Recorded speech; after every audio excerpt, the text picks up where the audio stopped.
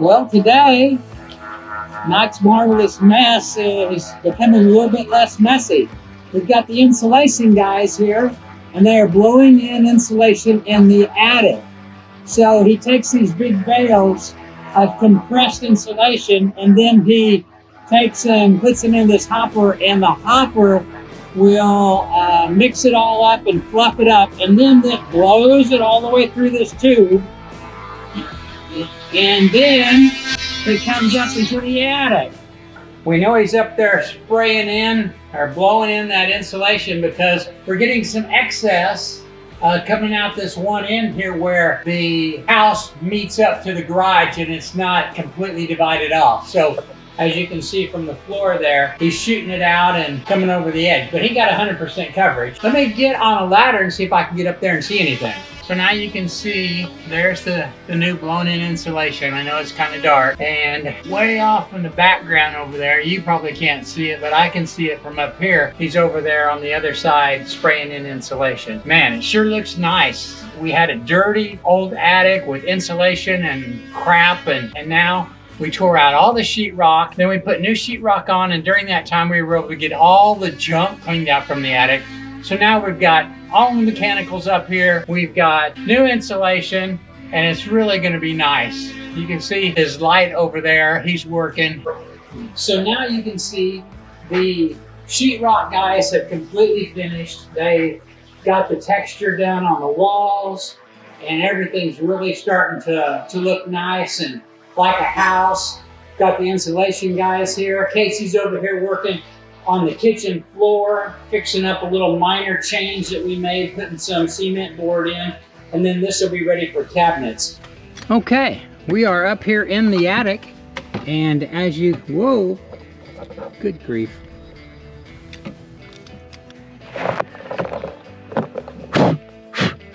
Got fuzz insulation all over my microphone now. Okay, here we are up in the attic, and the insulation guys have finished blowing in all the insulation. And as you can see, everything up here looks really nice. Starting to come around. And now we've got, in the attic, we've got brand new HVAC system. We have 12 inches or so of blown in insulation, and it looks really good.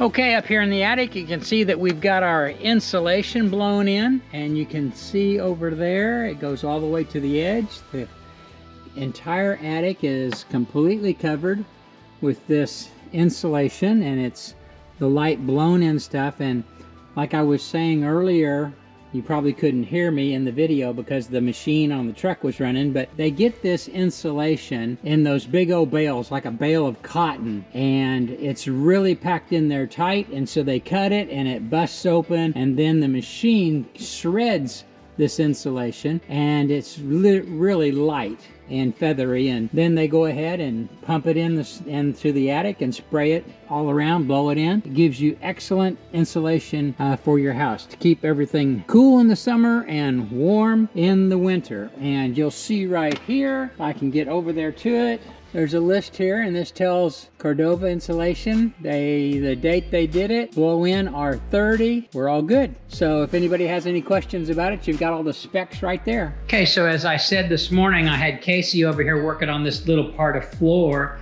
in the kitchen. We had to extend out the cement board because we decided to extend our tile a little bit farther. And he got that all taken care of. And as well, while I was out, he started priming our walls and ceilings, and so this room right here is now got primer on the ceiling and primer on all the walls. This is the master bedroom, and then we come into the master bathroom, and it looks like he just got to these walls here before it was time to quit today. So we're starting our painting. Once we get the walls all primered, then we'll be ready to come back through and do some painting. I think we're going to paint the walls for the most part in the bedrooms white, with one accent wall. At least that's what the boss told me. We'll have to wait and see if she changes her mind. She's never wrong about anything, like I've said in the past, but she does change her mind once in a while. You know, I told you guys I did that big thing about be sure and take pictures of all your walls. That way you'll know what's back there, and if you ever have to do anything, you can refer to your pictures. Well, funniest thing, I came across this the other day. Let me show you. This wall right here, and every wall by code is required to have an outlet on it. And if the wall is longer than 8 feet, then you have to have more than one outlet. And I came into this room just before the sheetrock guys were finished, and I said, there's no plug over there. So I went to my pictures. You know, the pictures, the thing that's supposed to save your life, that you're always gonna have to refer back to. And I'll be darned if there wasn't a shower pan up against the wall, right there where that is. So I didn't have a picture of it. And luckily, we had done some video, and I found a spot in the video where it showed that as we were walking through, and we were able to get that fixed as well. So the sheetrockers, you know, have left, and we're starting to paint. And I came into the kitchen here just now, and I saw this vent over here, and I thought, oh, this is the return. This is the return for the AC that we took out. And I looked up where the return is, and it's not there. It's covered up.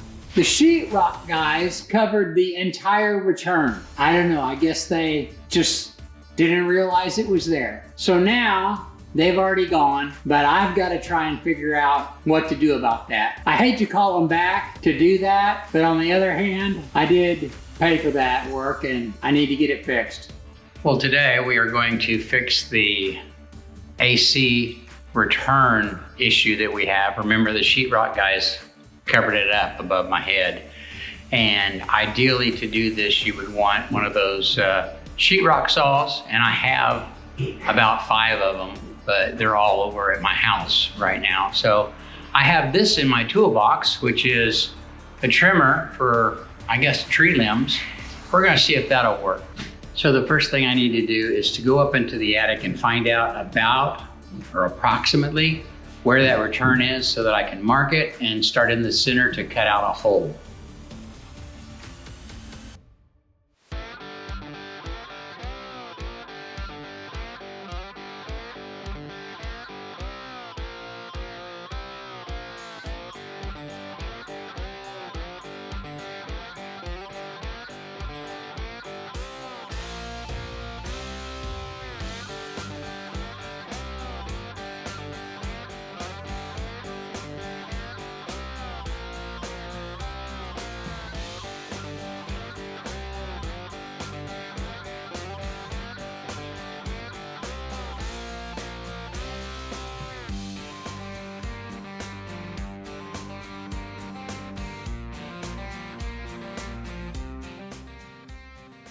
And just like that, now we've got a hole, and we can go ahead and mount our return in there for the HVAC system, and we'll be all set. That shouldn't be too much of a problem because it was in there already. So it's got supports and it's all framed up. So just a matter of screwing it back in place. So I said that this would be a piece of cake, and it was already installed, so it would just be really easy. You know, when you're remodeling an old house, nothing real easy. So look over here. I don't remember if we told you guys in great detail, but there was a day that I was talking about us not getting our red tag. And one of the reasons that we didn't get the red tag was because the inspector wanted one of these hangers everywhere 2 pieces of wood were joined. And he didn't like the way this board was supported. So we had to take that board out and put a new board in. And when we did, we didn't realize that this was notched out right here to receive the HVAC return framework. So this now is a problem because the vent that we had in here, the return vent, doesn't fit in here anymore. And we can't go in and trim this out because these metal joist hangers are here. So our only option is to extend it from the other end, which means we have to cut out more sheetrock. Then we have to expose this 2x6 joist up here, and we have to cut this all along here and all along here so that that vent will slide up in there. So there's always a way to do something. It's just a matter of how much time it's going to take, how hard it's going to be, and how much it's going to cost. But we'll get it fixed. There you have it, ladies and gentlemen. It is an HVAC return, not a solid piece of sheetrock. And just one of those things, you got to be ready to handle little things like that come up. And just took, an hour of my time. And now it's fixed. But this is why it takes so long to finish a house. That last 10%, not that we're at the last 10% point, but the last 10% just seems like it drags on. Details take forever, seems like, to finish up. When you are doing demo, I mean, you're blowing and going, even though it does take a week or two, depending on how much help you have, but you just blow and go and you make lots of progress. When it gets down to the details, you don't see much change, but it takes time to do that. So, another thing off the checklist.